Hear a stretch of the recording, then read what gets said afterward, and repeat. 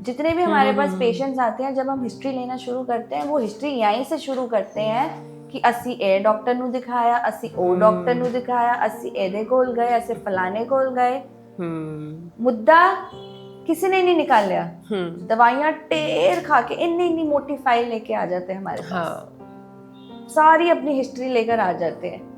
निकलता क्या है? डिप्रेशन निकलता क्या है? एंजाइटी निकलता क्या है? मे बी स्किज़ोफ्रेनिया या बाइपोलर, मतलब किसी भी तरह का साइकोलॉजिकल डिसऑर्डर निकलता है।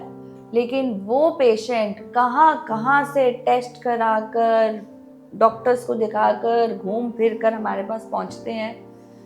और फिर हमारे with God's grace, I have always seen मेरे पेशेंट्स बहुत कुछ ट्राई करने के बाद 7 to 8 सेशंस के बाद they got better, they are doing so much well in their lives.